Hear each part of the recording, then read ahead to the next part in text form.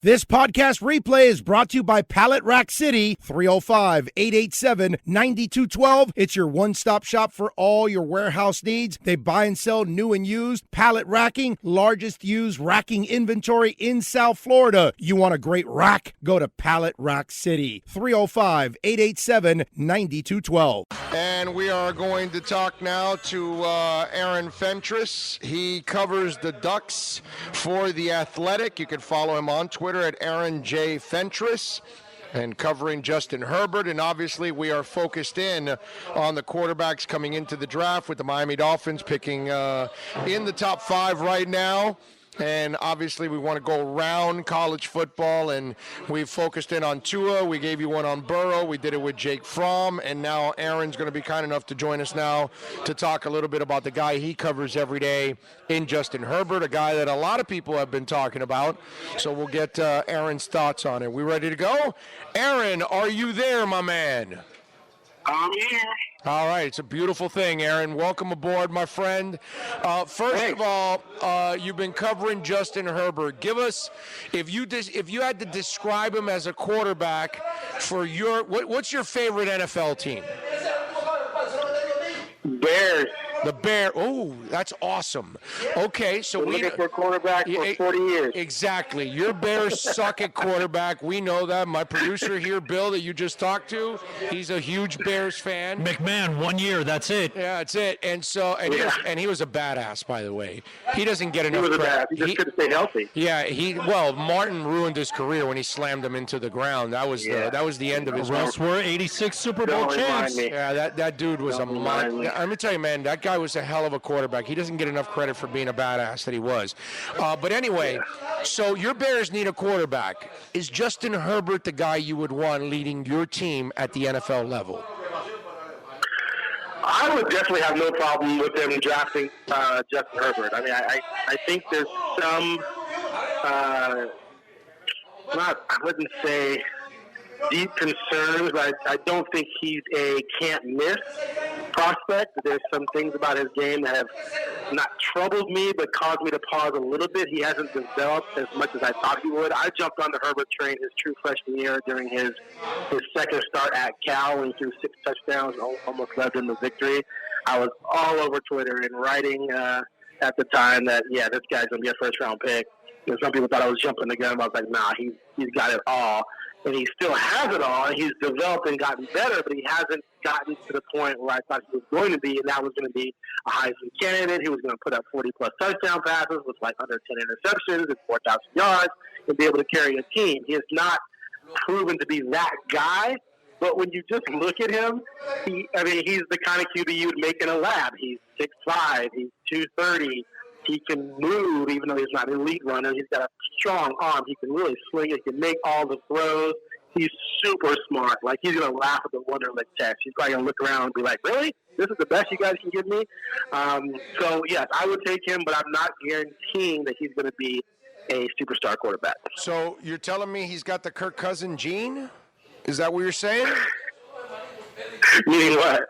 Meaning there's no dog in him, that he doesn't come up, because that's my follow-up to you is I can't sit there and think of signature moments for this guy where he went out there and, like you said, balled and carried a team and was down and had to beat a really good team on the road or a good defense. And, you know, his career doesn't have any of that. And so I wonder what happens when you put him in those kind of moments. We don't know, because he's kind of untested. And that whole thing about a lab, man, Jeff George was built in a lab, and so was Jamarcus Russell. And now those guys are kind of like knuckleheads and flakes, so that's a whole different ballgame. This guy isn't a knucklehead. He isn't a flake. But we all wonder, is there dog in the guy? And that's what I would ask you, since you're around him all the time.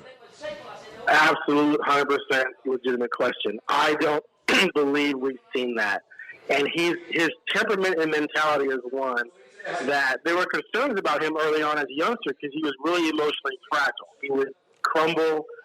When he made a bad play, it would get to him, and he would just crumble emotionally. And coaches would talk about it, like, you know, after I could comments with coaches on the Helfer staff, coaches on the Taggart staff, that he needs to grow up. He needs to mature. Now, he's done that. He's a completely different kid now than he was his freshman, sophomore year.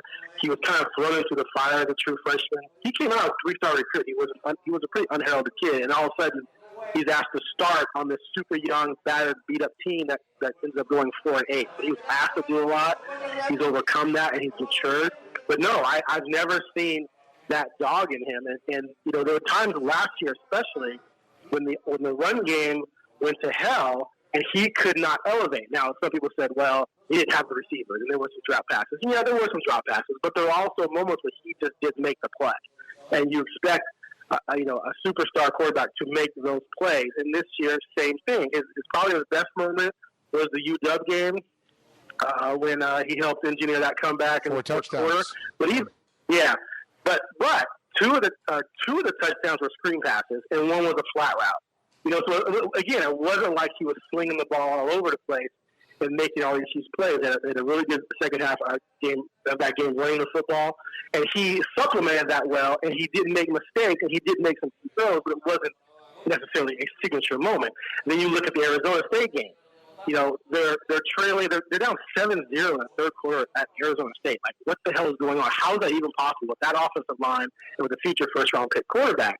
And it was a combination of a lot of different things that people were making mistakes throughout the offense, but he as well. He had some bad throws, some overthrows, like what he's doing throws. And then in the start of the fourth quarter, he throws those 2 interceptions, which were back-to-back possessions, which were just unbelievable interceptions. They're like, what are you doing, Justin Herbert interceptions? He doesn't throw a lot, but in that moment he did. But then after that, he did bounce back and almost led them to victory. But here's the thing. There have been a lot of quarterbacks who've been great in the NFL who everyone had question marks too. Like, you're 100% right. The prototypical quarterback doesn't always succeed, but the guy that everyone goes, I don't know if he has it, he ends up being Joe Montana and Tom Brady, right? So it kind of goes both ways.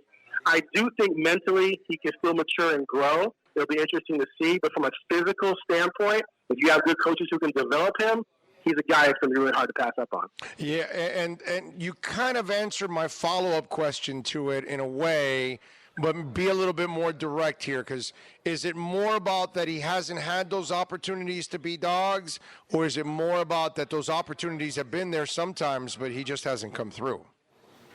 Oh, no, he's had them. I mean, clearly, yeah, definitely he's had them. They went, like last year, they came out of the UW win, and they looked like, wow, okay, they just beat Washington.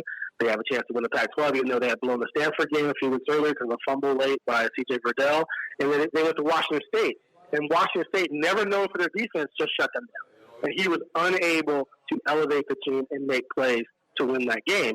And I have these same criticisms about Mariota going into his final season, because they had both raced so many teams in 2012, 2013, but he didn't really have many opportunities to really carry the team when needed. And when he did, like the 2 times they lost to Stanford in both years to cost them a chance in a national championship game, he was unable to elevate the team. And then in his final year, he did have some games where he did that.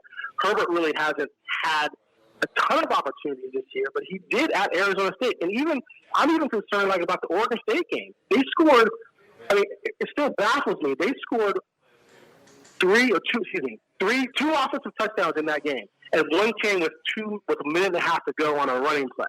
Like, that's against Oregon State. And he can't light up Oregon State. If you take away his non-conference opponents, Nevada, Montana this year, Bowling Green, San Jose State, and Portland State last year, you would eliminate about 22 touchdown passes of the 50 or so he's thrown in the last 2 years, 55 or 60, something like that.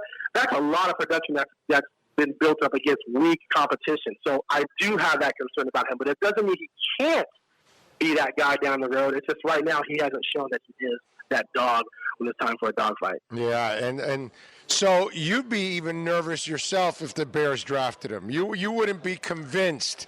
And dude, in that town, if you don't come through, they're going to eat you up alive in that place. So, but it sounds to me that even as a Bears fan, you'll want him there, but you won't be necessarily like if I tell you Joe Burrow or Herbert, who you taking? I'm taking Burrow. All right. If I tell you Tua and Herbert, who you taking? I'm not a big Tua guy. Like, maybe I'm missing something with Tua. I'm not a big Tua NFL guy. So I'd probably go Herbert. Wow. Okay, now, is it because of the injuries? Because that's what's turned me off about him, because I think he's too fragile for the NFL now. The injuries, I just feel like I don't know. Maybe I'm just not being fair to him. I just don't. When I watch him play, it doesn't scream NFL quarterback to me. I could be totally wrong. I'm not even going to say I've spent a lot of time diving into his video. I just haven't been a Tua can't miss NFL guy. But here's the thing: everyone knows this. I mean, in the NFL, it's going to come down to the neck up. They all have physical ability, and even some guys without great physical ability have been really good quarterbacks because of what they can do from the neck up. Bears fans know, like Trubisky. I mean, Trubisky and Jay Cutler, the two most gifted quarterbacks probably the Bears have ever had.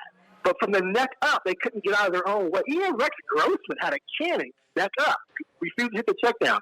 So, but Herbert at least is going to be smart. Like, I don't think Herbert's going to come to the NFL and be that guy where you're going, oh my God, what the hell is he doing? The question is, can he elevate his game to make the killer plays? I don't think he's going to make the plays to destroy you like Trubisky does and Cutler did. But is he going to make the plays to elevate you? That's the question. But I would roll the dice on him. All right, so what's a fair a pick for him? What do you think? Because he's not Burrow, so you're not taking him number one overall. What number in the first round do you think you say, okay, that's it's where he should go? Yeah, and of course that always changes based on who has the need in certain spots. But I sort of see him as a middle first round guy. Okay. All right. Like I think if a team takes him in the top 10, you probably think, sort of like Daniel Jones, like why didn't they trade back? They probably could have gotten him later. But I would be, if I'm sitting in the team and he's still there and I need a quarterback, oh my God, I'm like, thank you, Lord, and I take him because from a physical and talent standpoint, he is 100% legit. That doesn't mean though he's going to be a great quarterback in the NFL. We all know that's a tough road, No doubt. Aaron Fentress, by the way, from The Athletic, joining us. He covers the Ducks for The Athletic. You can follow him on Twitter at Aaron J. Fentress. How is he as a leader in the locker room, those kind of things? Because if you don't have a lot of those signature moments, I don't know how much guys gravitate to you and believe in you like you're the guy that's going to give us the hope. How is he like that? One of the reasons why he stayed, besides academics and besides he loves Oregon, is because he needed another year to mature in that area. He definitely has come a long way. I mean, like, had he come out last year, I think he would completely drown in that atmosphere. People were looking to him to lead. If grown men, were looking to him to lead, I don't think he would have been able to handle it at all. He's definitely a different person now than he was last year, so he's maturing towards that. He probably still is a couple years out from actually being a guy who's going to be completely 100% confident to lead a locker room at the NFL level. He's a pretty quiet, unassuming guy, which was one of the criticisms about Mariota as well. So that's going to be interesting to see how that develops. I think that if he's struggling as a player, he's not performing and not making plays, I think it's going to be really difficult for him to be able to convince himself that he's got the moxie or the credibility to be a leader when he's not performing. Because at Oregon, he's had moments when he's not performing well, he kind of backslides a little bit. But as I said, a lot of that has been cleaned up. So that was a problem. It's not necessarily a problem, but now you're talking about a huge leap into a completely different world. Okay. You go from being the fourth-year senior on an Oregon team to being a rookie in an NFL locker room. That's just a completely different animal, and it's going to be interesting to see how he adapts to that environment. You kind of had talked a little bit about this question I wanted to follow up with. You're kind of dancing around it. So you've mentioned and you've mentioned maturity twice in this interview. You talked the first time about in the freshman year how he couldn't handle the adversity and that kind of stuff, and he didn't have good reactions to it, and he had to mature. And then obviously after his junior year, he kind of needed to come back for a senior year because he still had some maturity overall to do. So this is what I ask you, my brother, because we watch Kirk Cousins go through it. We watch Ryan Tannehill here in Miami go through it, or the kid in New York that's seeing ghosts or all that stuff. How's he going to handle struggling in the NFL, making mistakes in the NFL. He's not going to have the amount of media coverage he's going to have now coming up compared to what he has in Oregon dwarfs what he has felt. And national people are going to be talking about how bad you are, like they do with Trubisky, who had to turn the TVs off in the locker room, which was kind of weak on his part too. How do you think, you've been around the kid? Dude, NFL adversity is going to hit him right in the face because it's normal for every young quarterback. So how do you think he handles that, my man? Because maturity has been an issue. Yeah, I think he's a work in progress, and I have great reservations about how he handles that early on. I'm not going to say he's never going to, be able to handle it, but if you were asking me to bet money on how he handles that within the first couple of years of being in the NFL, if he's truly struggling, I would say not well. Wow. You've convinced me. I didn't want him in the first place. Now you've convinced me I definitely don't want him in a Dolphins uniform. Don't pin that on me, man. Come on. No. Wait a minute. I wasn't a Herbert fan from the get-go, my man. I was not. I have not seen enough of those signature moments. I haven't seen enough dog in him to like him. But and the maturity stuff I heard about, and then listening to you now, I worry about him at the next level, man, because the NFL is. You know how it is, my brother. You know how it is, Aaron. I agree. It's a brutal. Hell, you follow the Bears. Please, come on. 50 years of killing quarterbacks. Come on. I know. There's just been so many games where I'm like, okay, Justin, let's see it. And it just isn't there. It's like he just does not move the needle in that regard. He's good. He's got all the tools in the toolbox, but you're 100% right. He's not demonstrated that dog. He has not demonstrated that, walk with the sideline, say, just get on my back, let's go. I'm going to make the play. He just hasn't done it, period. Like, there's no ifs, ands, or buts about it. And we'll see what happens against Wisconsin. That's going to be another tough game. Even the Utah game, he had some nice throws in the Utah game, and he ran some zone read where he kept the ball for the first time all season. He barely kept the ball. They opened things up and let him do it more. He demonstrated he could, especially on that opening drive. But he was like just over 50%. Like, if it wasn't for the run game, when they rushed for 280 yards, they probably they don't win that well. They probably still win because the defense held them in it. But he didn't carry the team. He didn't make it happen. The run game did. So that's another example. So yeah, I absolutely believe there are some concerns, but at the same time, you don't know when the maturity switch is going to be flipped. You hope he has good coaching. You hope he has good protection. You hope they have a good running game around him to take pressure off of him and let him grow and develop. If that happens, you have a chance to hit big on the kid. If he's thrown to the wolves and gets battered around and losing and struggling, then you could have trouble. Wow, that's good stuff there. Aaron Fentress joining us from the Athletic. You're scratching them off your list right now, right? Oh yeah, no, I wasn't a big fan from the kid for the kid from the get-go. So you're just kind of convincing me. So let me ask you something. Speaking of convincing, Miami secure number one, or you guys number two now? No, 5. They're at 5 now. They're at 5. Oh, that's right, because y'all been winning games accidentally the last few weeks. No, they got. I think they found the coach, dude. I think they got a real coach. Oh, you think so? I think that actually one of the guys that fell from the Belichick tree was not rotten.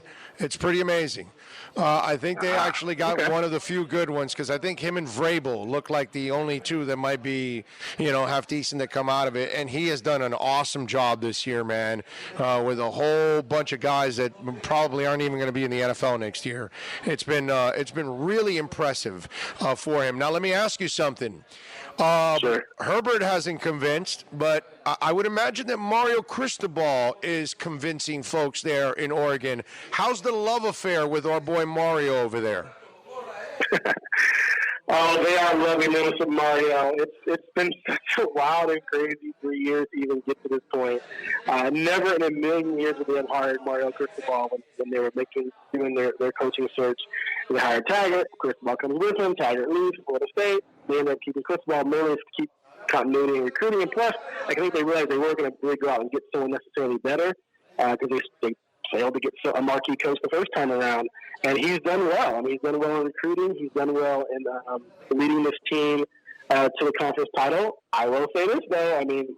Oregon fans hate it when I say this because I think sometimes people forget it. This wasn't his team. He didn't build this team. Most of the starters on this team were recruited under Herbert still and even Taggart. So obviously he's done well recruiting, so we'll see how well he does moving forward with more and more of the guys he's brought in. With a new offensive line, they're going to lose 4 starters, 3 recruited under Helfrich, and they're going to lose their first-round pick quarterback, again, recruited under Helfrich, and a bunch of guys on defense were, again, recruited under Helfrich. So it'll be interesting to see because it's going to start to be more and more his team and the guys he brought in, even though there's still a lot of Taggart holdovers. But from a coaching standpoint, he's got a lot of toughness that people like, a lot of discipline that people like. And he just looks like a coach, right? Yeah. He just seems like a coach, right? He looks like a football coach. I'm a former offensive lineman. I'm a big guy. I still work out. And I look like a coach, and I talk like a coach. Here's the thing, though, and I keep telling people this, and they hear it when I say it. As soon as the Miami job comes open, he's outie. No, man. I don't think so, man. I gotta. Come on. No, seriously. I'm telling you, Aaron. I don't think he comes to. Let me explain. First of all, you have all the resources over there and the Nike money and everything. They don't have all the resources here. It's going to be a challenge for him to put everything together. Plus, he has to build it from scratch because it's basically really not a good program, right? It's a terrible program. It's been a really bad program now for 15 years. And you've got to have the money to pay for an entire staff, something that he has in Oregon over and over again. I hate to say this as a Miami guy, it's kind of stupid for him at this point to leave Oregon and go to Miami because the challenge for you at Miami is almost near impossible to kind of turn this thing around. It's a private school, man. You don't have the same resources that you do in Oregon. And this is what I was going to follow up with you, because I've got my East Coast bias about the Pac-12, my brother, okay? I find it to be a finesse conference. I don't find it to be a tough conference. I think Utah brings some toughness. Back in the day, Washington was the tough team back in that conference. But I think your guy, Mario, will bring toughness to Oregon. And that's what I think you were kind of leading into, that I think he's going to make Oregon the probably the most physical team in the Pac-12 in the next couple of years. That's possible. I mean, we'll see. We'll see how that works out. Again, I don't feel like I've seen the O-line and D-line recruiting sort of matching what you would get on the East Coast, even under Cristobal. So we'll see how that works out. He took an offensive line that he inherited, and they did well. But the last 2 years were the least productive rushing years Oregon's had in 12 years. So the rushing attack was not even close to what it was, even just 2 years ago, 3 years ago, before Mario. So I have reservations about that. And they're running. Let's put it this way: in his 2 years as head coach, he's had more games under 100 yards rushing than the previous 9 years combined. And that's with this offensive line. So it's hard. It's just hard for me to say, oh yeah, he's just built this hard-nosed rushing. It's like I've seen them get stuffed, absolutely shut down. Now what they did against Utah, though, that was impressive. Like Utah, the number one rushing defense in the country, and they absolutely ran all over them. So my question is, where was that against Oregon State? Where is that against Arizona State? Where was that against Auburn? Where was that against Michigan State last year? Where was that against Washington State last year? His first game ever against Boise State, they scored one offensive touchdown in the first 58 minutes. After, under Taggart with Herbert, they averaged 51 points per game. Cristobal takes over, they can't score against Boise. So there's been some pockets where it's like, I don't know. But now he has to move forward without the first-round quarterback, without those offensive line. He has to rebuild the offensive line, and he better hope one of these quarterbacks he has hit, or he's going to be 6-6. So I'm not saying what you're saying is not possible. I'm saying there's a lot of reservations because, again, this was not his team. Makes a lot of sense. And let me ask you, Aaron, how was his recruiting class? What was the ranking for Oregon? This year it's at 18 on 24/7 composite. Last year they were 7. Year before that, Taggart had the number 1 in the nation, and then after he left, they fell to 18, I believe, again, 16, 18, somewhere in there. He did get 2 5-star linebackers. I think the defense is going to be sick next year. Offensively, again, you're replacing quarterback. You know how it is with quarterback. And, I mean, if Tyler Shuck is just average, then they go 84. I mean, they just are. You've got to have someone who can make consistent plays, which although Herbert didn't have the dog, he did consistently make plays enough to win. So we'll see how that shakes out. As far as the Miami thing, you made great, fair points. It's just my understanding that he inquired about the Miami job last year when it came open. Yes. But Oregon built in a huge buyout for him. I don't think he had done anything to warrant Miami to come after him. I mean, what have he done? He hasn't really done much. I think now he's won a conference. I think whoa, Aaron, have you seen what's going on here? He's done a lot more than they're doing here, my brother. They won 6 games here. They went 6-7 and lost. They got shut out by La Tech yesterday. Trust me, they would love Mario. Hold on. I'm talking about last year.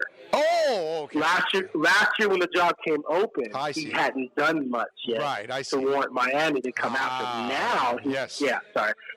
Sometimes I talk fastly, so maybe I didn't. My bad. I went too quickly.